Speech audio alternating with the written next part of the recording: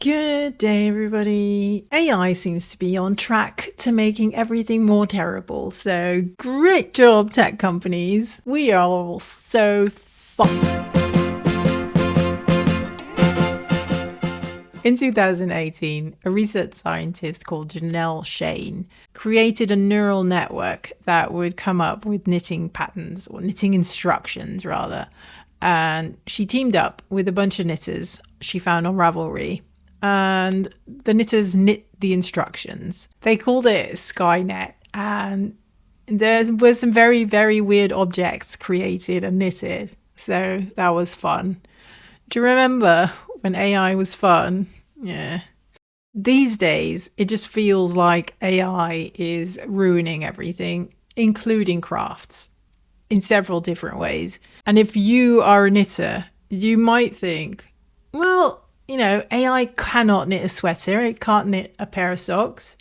We're safe. It's the illustrators, videographers, painters, writers. They all need to worry, but not us. We make physical things. The AI can't do that. The problem is AI has already infected our community. It's everywhere. We have people posting fake knitted images on Facebook, Instagram, Pinterest, and it's awful. And you might think, oh, well, what's the harm in that? And the thing is, it really detracts from actual effort that humans make. People think that a life-sized knitted dragon is real. How are they going to be impressed with a knitted sweater with a picture of a dragon on it? It's just taking away from reality. Things hold value because a human had a creative idea and learned the skill to do it and spent hours making a thing. That's what gives it value. All of that is just gone with AI generation. And it's also just making scrolling through social media exhausting, because it's all this exercise, is this real? Is this AI? Am I being tricked? Yes, it's all fake. It's all bullshit. I've seen people buying things online that are AI, and they think they're buying knitwear, and then they get a polyester shirt that just has a picture of knitwear printed on top of it. I think the worst thing is the fake AI knitting patterns. And I realized that apparently the crochet community has it worse than the knitting community, but it's just becoming a bigger and bigger problem. And the thing is, you can sometimes still spot it. The images are very heavily AI generated. And then you should think the whole knitting pattern is probably crap, because this person didn't take the time to knit this particular item themselves. So, why should I give money to them? But those images are going to get better and better, and it's going to be so much harder to spot fake knitting patterns. And it's just rife on Etsy. And there's going to be new knitters and new crocheters who buy these knitting patterns, get super frustrated because a lot of the time they just don't make sense. And it's very nonsensical knitting patterns. And they just get, disappointed with the craft, and they just give up. I tried knitting one time and it wasn't anything. It was too hard, or I made something and it wasn't anything like the picture. And so I just never did it again. We already have, AI books that are being sold, and people are not being told that they are AI books. If you go into the coloring scene, there is so many people who buy books online, coloring books, and then they get them, and then the images are weird and they don't really make sense, or there's lines that don't connect into things. And it's just AI images that people have slopped together, and then they sell it as a coloring book. And when is that going to happen for the knitting community? When are we going to see AI knitting books that are just bullshit and are useless? There's going to be books that you can buy in a store that are mostly AI and will just how are you going to prove that? And how awful for people making actual books who spend so much money, so much time into making these valuable knitting books and resources for us as crafters. And then there's just somebody with the push of a button makes money with literal no effort. How depressing is that? Recently, we've had the controversy with Hobby when it came to light that they use AI for their images on their website. And I think it's still a little bit unclear what exactly they use AI for, but it is a tech company. And as someone who has worked in software development, I can 100% assure you that they use AI for their coding at least. But the same counts for every website, every platform you see. All of them use AI for software development. The thing is, with these AI companies like OpenAI and Claude and whatever, I know Meta is getting into it, Google is into it. They're also deep into AI now. There is no way back for them. And they've all trained their models on countless hours of human input, human work, human effort, with zero credit, zero compensation, zero consent. Nobody was asked, hey, you wrote this thing on the internet. Is it okay if we can train our AI models with it? No, it's all been taken. It's all been stolen. And then they turn around and it's killing creativity. It's literally killing creativity. And the problem is creativity is so important for the human experience, right? That's cavemen made pictures on walls to tell stories, to entertain each other, to decorate. We don't know. Maybe it was their version of a message board. Creativity is really important to people. It's how we solve problems. It's how we imagine possibilities. I have something, and if I change it, I get a different outcome. What if I change something else? What's going to happen? All of that is gone when you're just leaving it up to a computer.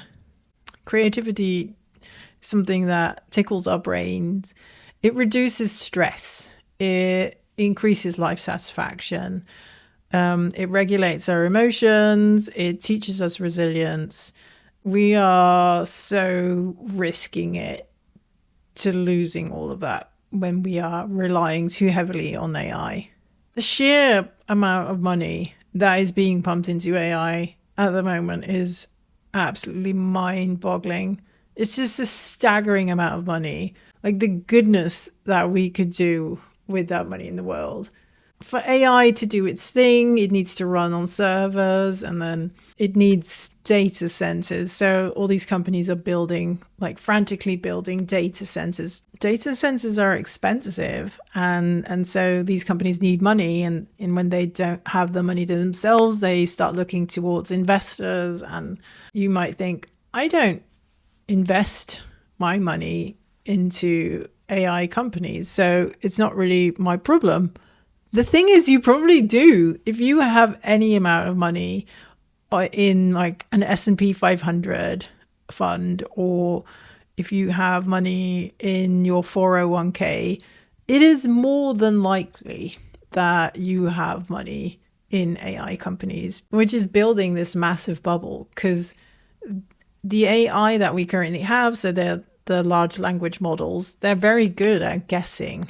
That's what they do. They sort of give guesstimations about what a human answer would be. But we don't know how far we can stretch this. Maybe this is it. Maybe this is the limit. Maybe we can tweak them. Maybe we can make them slightly faster. Maybe we can make them slightly better. But we don't know where the end of the line is for this. And the question is if there's a next step, if that is coming, and when that will be. And if that next step isn't coming and we are just really close to the end of the line, the money is being invested on the promise of the AIs are going to get even better and even faster and even more amazing. But if they don't, what is going to happen to all of these investments? Is that bubble going to burst? Is the economy going to collapse because everybody's just shoving so insane much money into this AI money pit. So these data centers, they also hurt the environment, right? They are getting bigger and bigger and bigger. So you have these hyperscale data centers, and they use an insane amount of water and energy. They use the same amount of energy as 100,000 homes. So you have 100,000 homes, and the amount of energy that they use, that is what one hyperscale data center that Meta is building uses. And so they're using water and energy, and they also produce a lot of air pollution and noise pollution. And local governments are not really equipped into dealing with these large companies to block them from building these data centers. It is very hard if one of these companies has decided, well, we're just going to buy this plot of land and we're going to build one of these hyperscale data centers. Good luck, everybody who lives sort of close here. Every time I want to Google something, I get these obnoxious AI answers first, and then I have to scroll, and then I can find like the real internet. The only way around it is if you, in your search bar, do like your search and then do -AI, and then it skips the AI part and you can just get to the real internet. And it's like, why is it like this? I didn't ask for this. Why are you making me jump through hoops to use your product the way that it was intended? And then they say, yes, we see increase in AI usage. Yeah, no, it's because you're shoving it down like our throats. The default has become AI nonsense, and then I have to do it like effort to get around that. It's so stupid. I went to the Tailors Museum in Haarlem this morning. It is a lovely little museum. It is the oldest museum in the Netherlands. So this museum, it was started in 1784 using the money of Peter Taylor van der Hulst, who was a very, very rich person in Haarlem. And he didn't have a wife, and he didn't have any kids. And so he built a bunch of, I think, poor houses, and then he sort of started this foundation that was going to use all of his money and all of his estate to build this museum.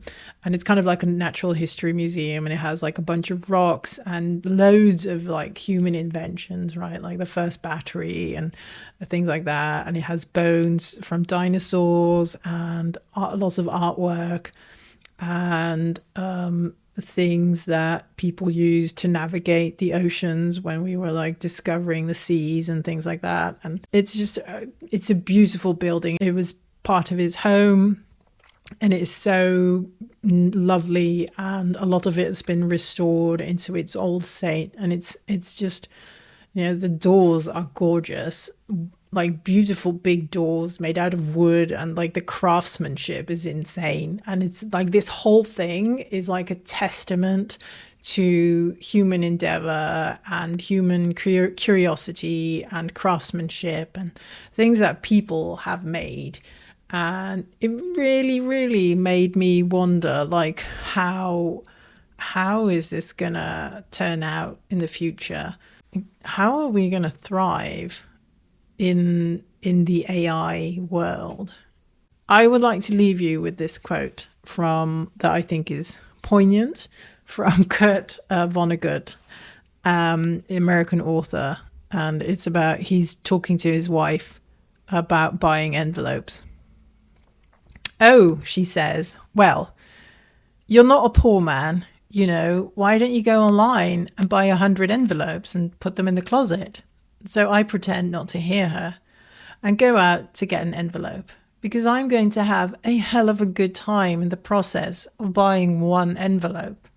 I meet lots of people and see some great looking babes, and a fire engine goes by and I give them the thumbs up and ask a woman about what kind of dog that is. And I don't know, The moral of the story is we're here on Earth to fart around. And of course, the computers will do us out of that. And what the computer people don't realize, or they don't care, is we are dancing animals. I thought that was nice to wrap this up. Thank you so much for watching, and I'll see you again next week. Bye.